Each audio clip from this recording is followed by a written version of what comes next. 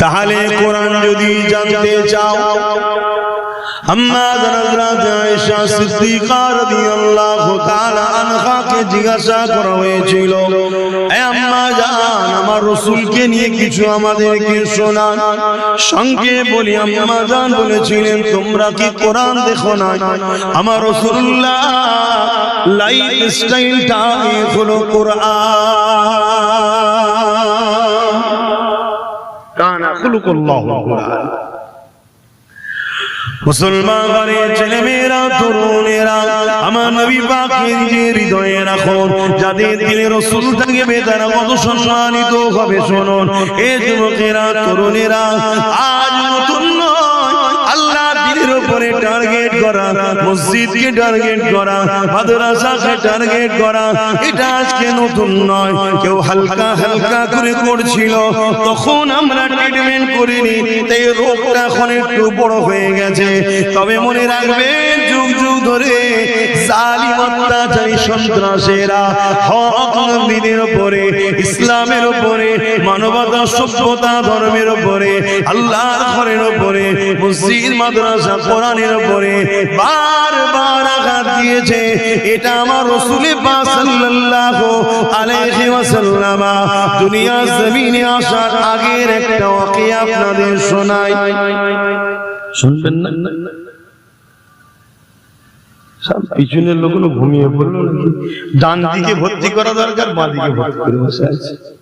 ডান দিকে দেখতে পাচ্ছি, আর ওই কোনটা অন্ধকার করে রেখেছে কি আজকে আমি দেখতে পাচ্ছি। আচ্ছা, এদিকে দেখুন, আপনারা দেখতে হবে না। আমার নওজোয়ান তরুণীরা, যুবকেরা, এ নবী পাকের প্রেমিকেরা, আল্লাহ নবী, নবী, দয়া নবীকে আমার আল্লাহ পাক সবার আগে তৈরি করেছে। এটা আপনারা মানেন না মানেন না? আওয়াজ দিয়ে বলুন। আজকে আমাদেরকে বলানো হয় নবী সবার আগে নয়, বলা হয় না? কেন বলানো হয়? যাতে আমাদের দিল থেকে নবীর ভক্তি প্রেমকে কমানো যায়। আর কমলে কি কমবে ভাই? ঈমান দুর্বল। আর ঈমান দুর্বল হলে কি হবে? যারা সোজা হয়ে দাঁড়াতেও জানে না, পানি খরচ করতেও জানে না, তারাও পিটিয়ে যাবে। পিটাচ্ছে না, পিটাই না?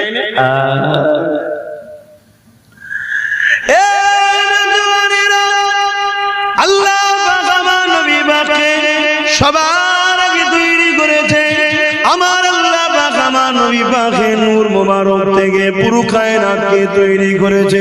মনে রেখে দেবেন, হযরতে জিবরাইল আলাইহিস সালাম আমার নবী পাকের দরবারে একবার আসলেন। এক তারিখে আসার সময় আমার নবী জিজ্ঞাসা করেছিলেন, ও হযরতে জিবরাইল, আপনার বয়সটা কত? হযরতে জিবরাইল আলাইহিস সালাম বললেন, হুজুর এমনি ভাবে তো আমি বলতে পারবো না, তবে হ্যাঁ, একটা নমুনা আপনাকে বলতে পারি। আল্লাহ যখন আমাকে বানিয়েছিল, কোনো কিছুই আল্লাহ পাকের ছিল না, শুধুমাত্র আল্লাহ পাকের আরশ ছিল। ওই আরশের নিচে একটা নূরের পর্দা ছিল। ওই পর্দার নিচে আমাকে আল্লাহ থাকতে দিয়েছিল। আমি জিবরাইল যখন চোখটা খুলেছিলাম, ওই পর্দা দিকে যখন নজরটা পড়লো, আমি জিবরাইল অবাক হয়ে গেলাম। ওই পর্দার মধ্যে একটা নূরের ঝলক দেখেছিলাম।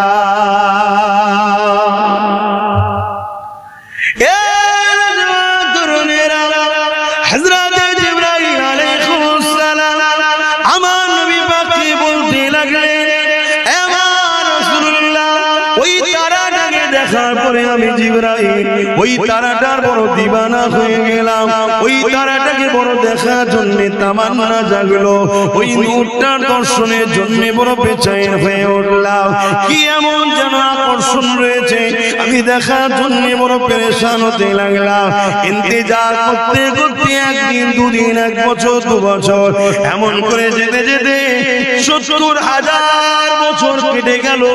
ইয়া রাসূলুল্লাহ, হাবিবাল্লাহ, তারপরে আবার একবার ওই নূরের চমক দেখতে পেলাম। যুবকেরা, তরুণেরা, হযরতে জিবরাইল আলাইহিস সালাম বললেন, ইয়া রাসূলুল্লাহ, হাবিবাল্লাহ, ওই দ্বিতীয়বার দেখার পরে ওই নূরের উপরে আমার টান আরো বেড়ে গেল। আমি আমি দিবানা হয়ে দেখার জন্য মতওয়ারা হয়ে গেলাম। ইয়া রাসূলুল্লাহ হাবিবাল্লাহ, আবার ইন্তজার করতে করতে ৭০,০০০ বছর কেটে গেল। তারপরে আবার একবার ওই তারা নূরের দিদার হলো। ইয়া রাসূলুল্লাহ, যতবার দেখি দেখার জন্য বড় পিপাসা তত বাড়ে। এইভাবে আমি ওই তারাটাকে ৭২,০০০ বার দেখেছি।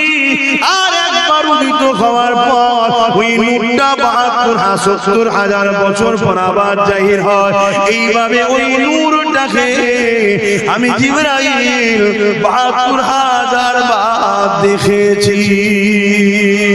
আরো জোরে বলুন সুবহান আল্লাহ। আল্লাহ আল্লাহ নবী বললেন, জিবরাইল, ওই নূরটা তোমার নবী মুহাম্মদুর রাসূল। জোরে বলুন সুবহানাল্লাহ। কি গো উম্মত, বলবে না সুবহানাল্লাহ? অনেকে সব কথা শুনে আবার বলে, এটা শুনে আমি কি করব? ও বেটা শেষ, ওকে এই জায়গায় আনা হয়েছে বড় প্ল্যান করে, ওকে বড় প্ল্যান করে আনা হয়েছে। কেন? কবরের জমিনে ৩টে প্রশ্ন করা হবে। মান রাব্বুকা, তোমার রব কে? মা দিনুকা, তোমার দিন কি? আর নবীর বেলায় হুজুরকে দেখিয়ে বলা হবে, ইনি মুহাম্মদুর রাসূল। ইনার সম্বন্ধে তোমার ধারণা কি নয়, ধারণা কি ছিল দুনিয়ার জমিনে বলো। এখন তো দেখে বিপদে পড়ে গেলে তো বলতে পারে, হ্যাঁ আমার নবী হয়। ওখানে কি বলতে বলো? এই আব্বাস সিদ্দিকী আমাকে বলবে, জিজ্ঞেস করা হবে যখন মেম্বারে উঠতে, ইনার সম্বন্ধে তুমি কি বলতে পারবে? উম্মত কি ইনাকে চিনিয়েছিলে? কেন? আল্লাহ তো ইনাকে পাঠিয়েছিল উম্মত মনকে ধরে ধরে আল্লাহর সঙ্গে জুড়বে বলে। তো উম্মতের কাজ তো ইনার কাছে আসা, ইনার কাজ তাদেরকে ধরে আল্লাহর কাছে নিয়ে যাওয়া। তা তোমরা কি চিনিয়েছিলে না পাশ কাটিয়ে চলে গেছিলে? কথা কিছু বুঝছেন? আমাদের দিলে হুজুরের মহব্বত না থাকার জন্য আমরা বিপদে পড়ে গেছি।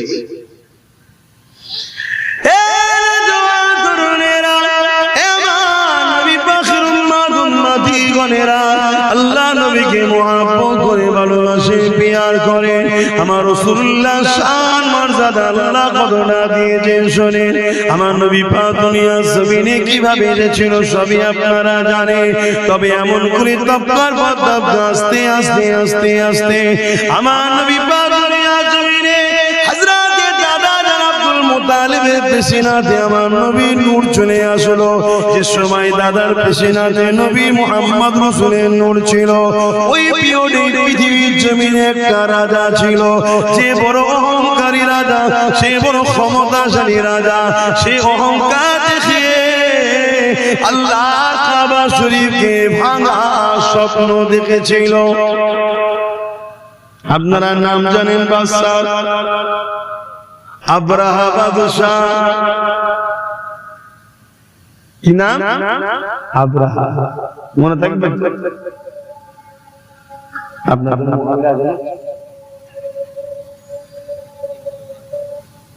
আব্রাহা কথা বুঝে আসছে? এই বাদশাহ সে বিশাল সৈন্য তৈরি করেছে। কি জন্য? আল্লাহর ঘর কাবাকে ভেঙে ফেলবে। আজকে আমার জালিম বিশ্ব জুড়ে ঘুরছে না ঘরে না আল্লাহর ঘরগুলোকে অপমান করার জন্য।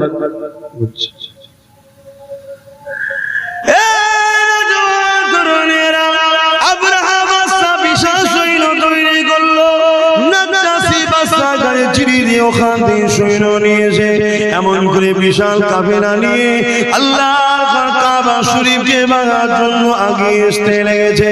এবং আব্রাহা নিজে একটা বিশাল হাতির উপরে চেপে এমন করে কাবা দিয়ে আগিয়ে আসতে লেগেছে, বিশাল বাহিনী নিয়ে, অস্ত্র শস্ত্র নিয়ে, তীর বল্লম ধনুক নিয়ে, লোহা সজ্জিত করে নিয়ে এইভাবে তারা কাবাকে ভাঙার জন্য মক্কার জমিনের দিকে রওনা দিতে লেগেছে। কিছু দূর আগে আসার পরে ইতিহাস শোনো শোনো গো, ওই আবরাহা বাদশা তার সৈন্যদেরকে নিয়ে একটা ফাঁকা জায়গায় তাঁবু তৈরি করলো। ওই তাঁবু তৈরি করে নিয়ে সেনাপ্রধানদের সঙ্গে আলোচনা করতে লাগলো। কিছুতে একটা বাহানা দরকার, এমনি ডাইরেক্ট কি করে হামলা করে কিছুতে একটা বাহানা তৈরি করতে হবে। বুদ্ধি পরামর্শের মধ্যে উঠে এলো মক্কার মানুষেরা উট গৃহপালিত পশু লালন পালন করে, বিভিন্ন এলাকায় সেগুলোকে চরণের জন্য ছেড়ে দেওয়া হয়, ওগুলোকে বন্দি করে নেওয়া হোক। তারা বন্দি যখন করবে, তারা এই বাহানায় আমাদের সঙ্গে কথা কাটাকাটি করবে। ওই কথা কাটাকাটিতে আমরা তাদের উপরে হামলা চালিয়ে দেব। কথা মতো কাজ হয়ে গেল। মক্কার মানুষের উটগুলোকে বন্দি করতে লাগলো। ওই বন্দির মধ্যে আল্লাহ নবীর দাদা যান হযরত আব্দুল মুত্তালিব হুজুরের 200 উট ছিল। ওই উটকেও আবরাহা বাহিনী বন্দি করে ফেললো। কিন্তু কেন বন্দি করলো? যাতে করে তারা এসে কথা কাটাকাটি করে, এই সুযোগে আমরা লড়াইয়ের একটা রাস্তা পেয়ে যাই। শুনছেন? যেমন আজকের আবরাহা ভালো চেষ্টা করছে, এটা বাহানা করছে, পায়ের উপরে পা দিয়ে ঝগড়া করছে না, করেন? কখনো টেনে মারছে, কখনো চাকরি করতে গেছে মারছে, কখনো মিডিয়ার মাধ্যমে গাল দিচ্ছে, কখনো আল্লাহর নামে লাইটিং এ উল্টো পাল্টা করছে, কখনো একটা ফটো টাঙিয়ে দিয়ে তাতে ইটা সিটা লিখে দিচ্ছে। কি হচ্ছে না হয়? এটা বাহানা হচ্ছে যাতে করে একটা ঝগড়া করা যায়। শুনছেন তো নাকি? এই বাহানা খুঁজতে খুঁজতে খুঁজতে লাস্টে এমনও খুঁজছে যে এই মসজিদে এই আছে, ওই মসজিদে ওই আছে, ওই মসজিদে ওই আছে, এরকম সব করছে না। এমন কি এর আগে কি করেছে? মসজিদের সামনে বাঁদর নাচানোর মতো নেচে উঠে। এই কথা বুঝছেন না? তবে এই সব কিছুর পিছনে আমাদের কথা বলছে না, দোষ আছে ভাই, দোষ আছে।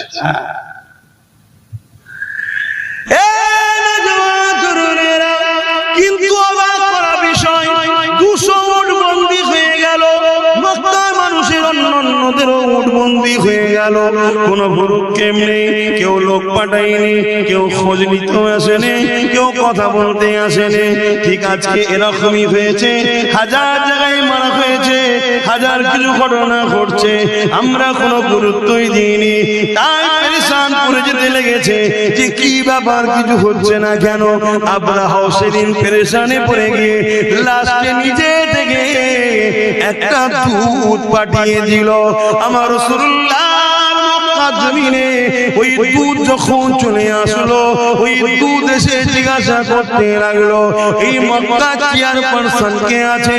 এই মক্কা দায়িত্বে মেন কে রয়েছে? আরে আমার রাসূলুল্লাহর দাদা হযরত আব্দুল মুত্তালিব, তিনি মক্কা তখন গভর্নর ছিলেন, দায়িত্বে ছিলেন। আল্লাহর কাবার রক্ষণাবেক্ষণ তিনার হাতে ছিল। তাই এমন করে লোকেরা নিয়ে গিয়ে আব্দুল মুত্তালিব হুজুরের সামনে দাঁড় করিয়ে দিল।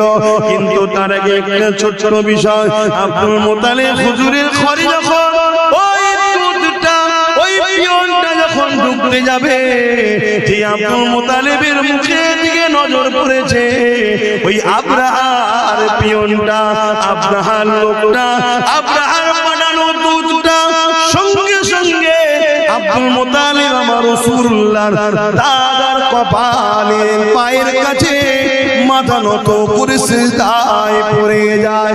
আমার রাসূলুল্লাহ দাদা বলেছিলেন, বাবা তুমি মাথা তুলো, কেননা সিজদা একমাত্র আল্লাহর হবে, অন্য কারণ।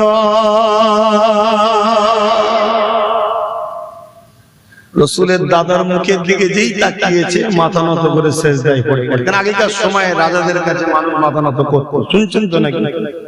আবার নতুন করে এই সিস্টেম চালু করতে চাইছে। এই সিস্টেমের সবচেয়ে বড় বাধা হয়ে দাঁড়াচ্ছে ইসলাম। ইসলাম এক আল্লাহ ছাড়া কারো সিজদা কি ইজাজত দেয় না। অসুবিধা হচ্ছে নাকি আপনাদের? আমার রাসূলের দাদা কি বলেছিলেন? সিজদা একমাত্র কার? আল্লাহ। এ থেকে কি বুঝে যাচ্ছে? রাসূলের দাদা বলুন ইসলামের উপরেই ছিল, জোরে বলুন সুবহানাল্লাহ। দ্বীনে ইব্রাহিমে ছিলেন, জোরে বলুন সুবহানাল্লাহ। তখন ইব্রাহিম নবী দ্বীনের উপরে কায়েম ছিলেন। কথা বুঝা? কিন্তু আজ আমাদের কাছে সমাজে কিছু কথা শেখানো হয়, সে কথা হলো কি, যে রাসূল পাক সাল্লাল্লাহু আলাইহি সাল্লামের আব্বা আম্মা জান্নাতি না জাহান্নামী। প্রশ্ন করা হয় না, হয় না? এই এক চক্রান্ত আমাদেরকে যারা মিটাতে চাই তাদেরই অর্থে চলা মুনাফিক দালাল উলামাদের। কথা বুঝা? আরে আমার নবীর দাদা যদি এক আল্লাহ মাননেওয়ালা হয়, তিনার নবীর দাদার ছেলে হযরত আব্দুল্লাহ আমার নবীর আব্বাজান, তিনিও ইসলাম ও আম্মা আমেনা ইসলামের উপরে ছিলেন, জোরে বলুন সুবহানাল্লাহ। আমি বুঝাতে পারছি তো? আমরা অনেকে মনে করি ইসলাম আমার নবী থেকে শুরু হয়েছে, না, ইসলাম বাবা আদম থেকে শুরু, আমার নবী কমপ্লিট করে সিলমোহর করে দিয়ে গেছে, জোরে বলুন সুবহানাল্লাহ। বাবেরা নজনেরা ওই জায়গাতে আসি, আমার নবী পাকের দাদার কপালে তখন আমার নবী পাকের নূর মুবারক রক্ষিত ছিল। আমার নবী পাকের নূরের চমকেতে এমন করে আব্রাহা বাদশা সেনাপ্রধান এবং তিনার উঠি সিজদাতে পড়ে যেতে লাগলো। অনেক বড় কথা এমন করে বলতে লাগলো, এ আব্রাহা বাদশা বলতে লেগেছে, এ মক্কার গভর্নর, এ মক্কার দায়িত্বে যিনি রয়েছেন আব্দুল মুত্তালিব, আমাকে আব্রাহা বাদশা পাঠিয়েছে এমন করে মক্কার উপরে হামলা করবে, আমাদের লক্ষ্য কাবা ঘরকে ভেঙে দিয়া তোমাদের সঙ্গে কোনো লড়াই করা নাই, তোমরা সাইড হয়ে যাও, সাইড হয়ে যাও, আমরা আসবো কাবাকে ভাঙবো আর চলে যাবো, এটাই হলো আমাদের লক্ষ্য। আমার রাসূলুল্লাহ দাদা কি উত্তর দিয়েছিলেন শোনো, তোমার বাদশা আব্রাহাকে যে বলবে যাও আমার 200 উটকে বন্দী করেছে, ওই 200 উটের মালিক আমি, আমার 200 ইট আমাকে ফিরিয়ে দিতে বলো। কাবার মালিক যিনি, তিনি তিনার ঘর দেখে নেবে। আরো জোরে বলুন সুবহান।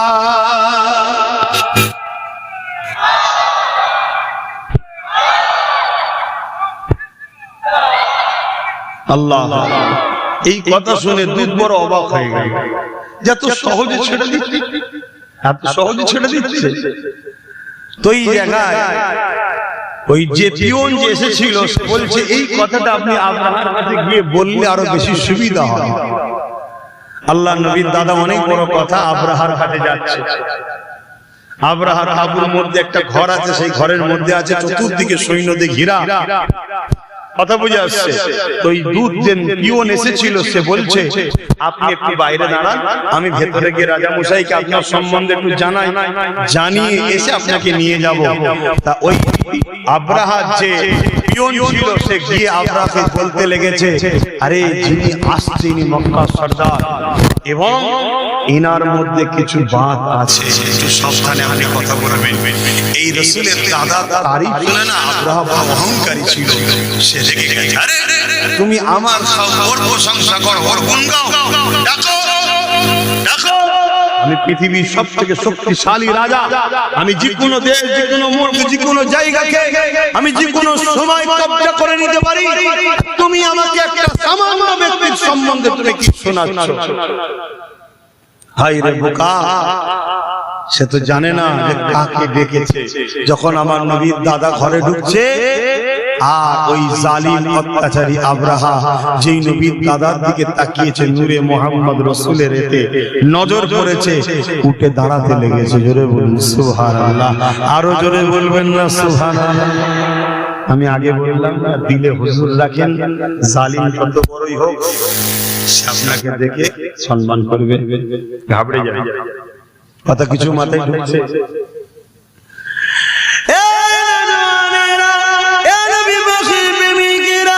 আল্লাহ নবী নবী দাদার সঙ্গে আব্রাহার অনেক কিছু কথাবার্তা হলো। কথাবার্তা হওয়ার পরে একটাই জায়গায় দাঁড়ালো। আল্লাহ নবী দাদা বলতে লাগলো, আমাকে উট দিন, আমি চলে যাব, কাবার মালিক যিনি তিনি কাবা দেখে নেবে। এই সময় আব্রাহা চিন্তা করতে লাগলো, হইতের মধ্যে বন্দী সেনা প্রধানকে ডেকে বলল, যাও এই আব্দুল মুতালিব সাহেবকে নিয়ে গিয়ে আমার বিশাল সৈন্য বাহিনীটাকে একটু দেখিয়ে দাও। যদিও গোপনে গোপনে প্ল্যান রাখে, আমার বাহিনী দেখো যেন ঘাবড়ে যায়।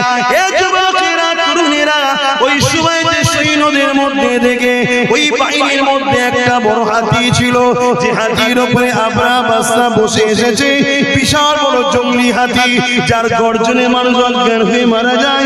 স্পেশাল করে আবরা বলল, আমার সওয়ারি হাতিটাকে দেখাবে। আল্লাহ নবীর দাদাকে যখন ওই হাতির সামনে নিয়ে যাওয়া হয়, মন দিয়ে শুনুন, হাতি ওই দিকে মুখ করেছিল, পিছন দিক দিয়ে রাসূলের দাদাকে নিয়ে যাওয়া হচ্ছে। এমন করে কোন এক সময় যখন হাতি এই দিকে ঘুরেছে, যখনই ঘুরেছে আমার নবীর দাদার দিকে নজর পড়েছে।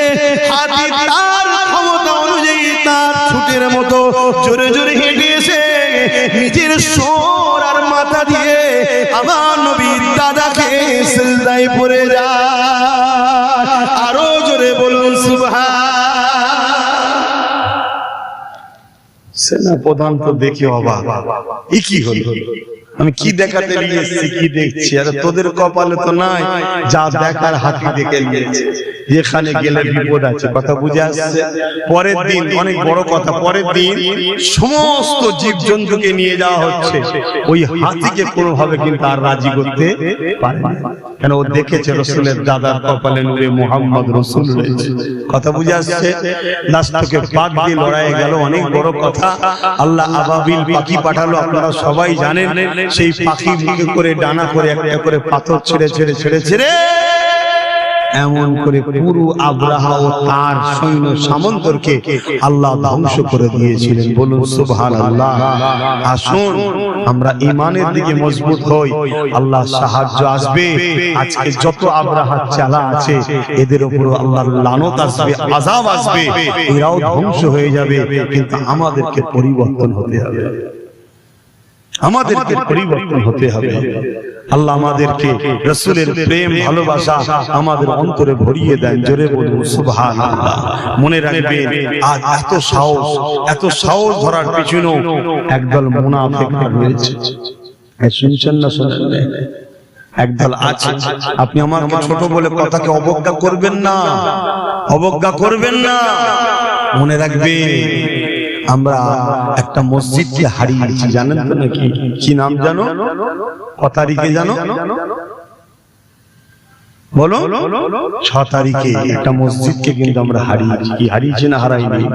পৃথিবীতে যুগে যুগে যতদিন বাঁচবেন, নিজের ছেলেকে বলবেন, বাবারা শোনো, আমার আল্লাহ ঘরকে মিথ্যা ইলজাম দিয়ে জালিমরা চক্রান্ত করে মসজিদকে শহীদ করে দিয়ে তাকে খনন করে হাজারো চেষ্টা করেছে, অন্য কিচ্ছু প্রমাণ পাওয়া যায় না। প্রমাণ পাওয়া গেছে ওখানে 500 বছরেরই মসজিদ ছিল, তার আগে কিছু ছিল না। জোরে বলুন সুবহানাল্লাহ। তারপরও জোর করে নিয়েছে, জোর করে নিয়েছে। আর আমাদের সমাজের একদল গাদ্দার ছিল, তারা ভেতরে ভেতরে সেটিং করে কেসকে উইথড্র করে নিয়েছে। কথা মাথায় ঢুকছে? হ্যাঁ, আমার কথা মিলিয়ে দেখবে, সার্চ করুন। বাবেরা, নওজোয়ান তরুণেরা, এই দুনিয়া আমাদের জন্য চিরস্থায়ী নয়, চলে একদিন যেতে হবে। ইসলাম জুলুম করার ইজাজত দেয়নি, জুলুম করাকে হারাম করেছে, কিন্তু নিজের অধিকারকে বুঝে নেওয়াটা ইসলাম ফরজ করেছে। মনে রাখবেন, জান বাঁচানো ফরজ, নিজের অধিকারকে বুঝে নেওয়াটাও ফরজ। এ যুবকেরা, তরুণেরা, বাবেরা, ইসলাম কারো ধর্মের উপরে আঘাত দিবার ইজাজত দেয়নি, তাই কখনো দিওয়া যাবে না। কিন্তু নিজের ঐতিহ্যের উপরে কেউ জুলুম করলে সেখানে প্রতিরোধ করে তোলার ইজাজত ইসলাম দিয়েছে। এ যুবকেরা, তরুণেরা, আজ আমি জানতে চাইছি, আজ আমরা এত হবার পরও, আজ আমরা এত লাঞ্ছিত, এত বঞ্চিত হওয়ার কারণটা কি? যেদিন মাত্র 313 জন ছিল, বদরের জমিনে 1000-এর উপরে সৈন্য নিয়ে অত্যাচারী শাসক আবু জেহেল, উতবা, সাইবা, আবু লাহাবরা এগিয়ে এসেছিল মদিনার উপরে হামলা করবে বলে, মদিনার নিরীহ বাচ্চাদেরকে হত্যা করবে বলে, মদিনার মায়েদের উপরে জুলুম করবে বলে, মদিনাকে ধ্বংস করে দেবার জন্য এই যুবকের আল্লাহ নবী, নূর নবী, দয়ার নবী মাত্র 313 জনকে নিয়ে আগিয়ে গেলেন। কি জন্য আগিয়ে গেলে? বাবারা, ওরা যদি মদিনায় ঢুকে পড়ে বিশৃঙ্খলা তৈরি করবে। মদিনার বাচ্চারা রয়েছে, মদিনার বুড়োরা রয়েছে, মদিনায় নারীরা রয়েছে, ওদেরকে মদিনায় ঢোকার আগে ওদেরকে ওখানে ঢুকে বুঝাবো, কথা বলবো, আলোচনা ওখানে হবে। চলো বাবা, এই যুবকেরা, তরুণেরা যেতে যেতে যেতে বদর নামক স্থান একটা দেখা গেল। সেই জায়গাতে অলরেডি ওরা পৌঁছে গেছে। আল্লাহ নবী দিক থেকে রওনা দিলেন। আবু জেহেলের দিকে রয়েছে 1000-এর উপরে, তাদের হাতে অস্ত্র রয়েছে, তরোয়াল রয়েছে, তীর রয়েছে, বল্লম রয়েছে। এই অস্ত্র বন্ধ হয়ে গেছে। এই আমার কথা বলা, এই ওয়াজ বন্ধ হয়ে গেছে, জানেন? এই কথা আমার বুঝছেন না? এই ওয়াজ কেন হয় না? এই ওয়াজ করলে আজকে জালিমরা ভাড়া দেবে না, বেশি সব ভাড়াটিয়া বক্তা। বোঝেন না কি বোঝেন না? এই ওয়াজ মাদ্রাসায় পড়ানো বন্ধ হয়ে গেছে। এই শুনছেন না আপনারা? এবার বলেন তো, আপনি করছেন কেন? আমি আমার ঈমানি দায়িত্ব পালন করছি না, কিয়ামতের দিন আল্লাহর জবাব দিতে হবে আল্লাহর কাছে। আমি এই ওয়াজ করার জন্য ডায়ে বায়ে সামনে পিছনে সব আমার দুশমন, আমি বুঝতে পারছি, কিন্তু পুরো পৃথিবীও দুশমন হয়ে গেল, আমি কিচ্ছু দাম দিই না। কেন? কি করতে পারবি তোরা? কি করতে পারবি? খুব জোর জোর মেরে ফেলবি, এর চেয়ে বেশি বেশি করতে পারবি? মরবো তো একদিন বটি, মরবো না? মরবো না। কবে মরবো? হ্যাঁ, যেদিন আছে, যেদিন লেখা আছে। আছে না? না, লিখবে পরে। লিখা হয়ে গেছে না, পরে লিখা হবে? কথা বলছে না তো? লিখা আছে না, লিখবে। এই লিখা চেঞ্জ হবে। ঈমান আর গাদ্দার চেঞ্জ হবে।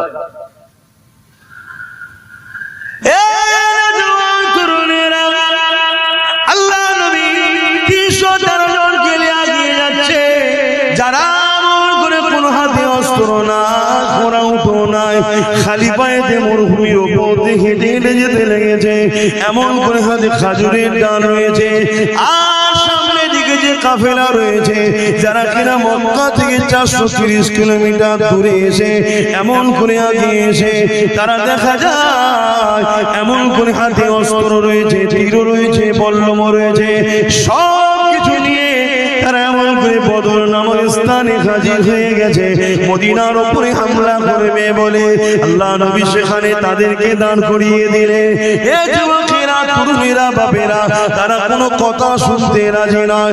তারা বলতে লেগেছে, এই সুযোগে মেরে দে, এই সুযোগে মেরে দে, কেননা আমাদের সংখ্যা 1000 আর মুহাম্মাদের সংখ্যা মাত্র 313 জন। আমাদের হাতে অস্ত্র রয়েছে, মুহাম্মদ খালি হাতে রয়েছে, আমাদের হাতে তীর বল্লম রয়েছে, ওদের হাতে খালি হাতে রয়েছে, আমাদের গায়ে লোহার জামা রয়েছে, ওদের গায়ে কোন রকম ভাবে কাপড় রয়েছে, আমরা ঘোড়ার পিঠে ঘোড়ার পিঠে রয়েছি, ওরা তো খালি পায়ে রয়েছে। এই একটা মৌকা, এদেরকে মেরে দে, মেরে দে। আজও কেউ যদি মনে করে এই একটা মৌকা, সব জায়গায় আমরা, সব জায়গায় ক্ষমতা আমাদের, সব জায়গায় আমরা বসে আছি, সামনে আমরা, পিছনে আমরা, উপরও আমরা, চারিদিকে আমরা, এই সুযোগে মেরে দে, এই সুযোগে দেখেলে, তাহলে জালিমদেরকে জানিয়ে দি, মনে রেখে দিও, মারনেওয়ালা থেকে বাঁচানেওয়ালা অনেক বড়। আরো জোরে বলুন সুবহান। তরুণেরা, নবী পাকের প্রেমিকেরা, আমাদের অন্যায়টা কোথায় হয়েছে? আমরা সব হাত খালি করে দিয়েছি, যা ছিল একে ওকে তাকে দিয়ে দিয়ে শেষ করে দিয়েছি, কখনো একবারও ভাবলাম না নিজের বাচ্চার ভবিষ্যতের কথা, কখনো একবার ভাবলাম না নিজের মসজিদ মাদ্রাসার কথা, কখনো একবার ভাবলাম না নিজের ঐতিহ্যের কথা, কখনো একবার ভাবলাম না নিজের ভবিষ্যৎ বাচ্চাগুলোর কি হবে।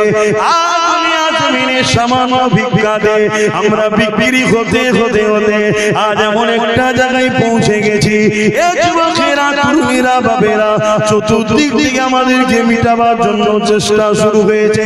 তারপরও কিন্তু বলে যায় চিন্তার কোনো কারণ নেই, শুধু রোডটা চেঞ্জ করে আমার রাসূলুল্লাহর কদমে নিজেকে জুড়ে দাও। মুস্তাফার গোলামের জন্য হাসবুনাল্লাহ ওয়া নি'মাল ওয়াকিল, আমার আল্লাহ যথেষ্ট। আরো জোরে বলুন সুবহান। নিবার হয় না নিবার হয় না, আমি তো ডিউটি পালন করছি বাবা, আল্লাহর কাছে ধরা না পড়ে যায়, ডিউটি পালন করছি, আগেও করেছি আজও করছি, নিবার হয় না না নিবার হয় না।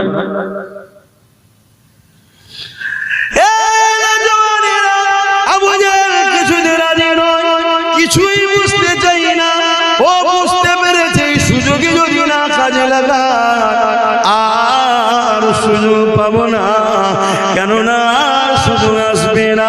তাই আবু জেহেল রেডি হয়ে গেল, আর আমার রাসূলুল্লাহ আসমানের দিকে মুখটা তুলে বলতে লেগেছে আল্লাহ আপনি যথেষ্ট। এই বলে নবী আমার কাতার সিধে করতে লেগেছে, কাতার সিধে করতে লেগেছে। এ যুবকেরা তরুণেরা, যেমন একজন সেনা কমান্ডারের কাজ ওই নেতৃত্ব রাসূল দিয়ে সোজা করতে লেগেছে, ওই কাতার দেখতে দেখতে দেখা যায় ওই কাতারে দুজন ছোট ছোট বাচ্চা রয়েছে, একজনের নাম মাস আর একজনের নাম মুআজ। এই দুটো বাচ্চাকে দেখে আল্লাহ নবী দাঁড়িয়ে গেলেন, বাবারা তোমরা এখানে কি করছো বাবা?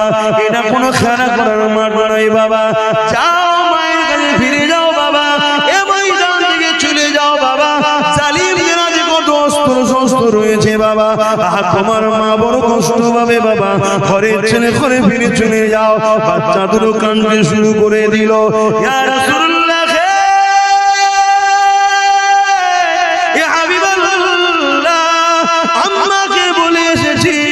আমি আমার রাসূলুল্লাহর পাশে দাঁড়াবো। মা ইজাজত দিয়ে দিয়েছে, বাবা যে কোনো হাল হোক না কেন নবী ছেড়ে চলে আসবি না বাবা। ইয়া রাসূলুল্লাহ হাবিবাল্লাহ, আপনি যদি যান আপনার সঙ্গে যাব, আর আপনি যদি না যান আমাদেরকে বেরিয়ে দেবেন না, আমাদেরকে ফিরিয়ে দেবেন না। এ যুবকেরা ঈমান কোথায়, ঈমান কোথায়, ঈমান কোথায়? কিসের মহব্বত দেখাও, কিসের নবীর উম্মত দাবি করো, কিসের মুসলমান দাবি করো? হ্যাঁ দুনিয়ায় তুমি বললে জানাজা হবে, হ্যাঁ দুনিয়ায় বললে তোমার জানাজাতে কোনো পীর সাহেব পীরজাদাও আসবে, হ্যাঁ তুমি বললে হয়তো মানুষ মুসলমান কোন মনে করে জানাজায় দাঁড়াবে, কিন্তু মনে রাখবে মিনহা খালাকনাকুম ওয়া ফিহা নুঈদুকুম ওয়া মিনহা নুখরিজুকুম তারাতান উখরা বলে যখন মাটি দিয়ে চলে যাবে, ওই কবরটা তোমার জন্য জাহান্নামের একটা গর্ত হয়ে যাবে। কেননা জীবনে তুমি আল্লাহ দ্বীনের জন্য কি করেছো বলো? আজকে আমরা সহজ ইসলাম পেয়েছি, সহজে মসজিদ পেয়েছি, সহজে মাদ্রাসা পেয়েছি, সহজে কোরআন পেয়েছি, তাই আজকে আমাদের মসজিদ মাদ্রাসার উপরে দরদ নাই, আমাদের মসজিদ মাদ্রাসার উপরে কোনো খেয়ালই না।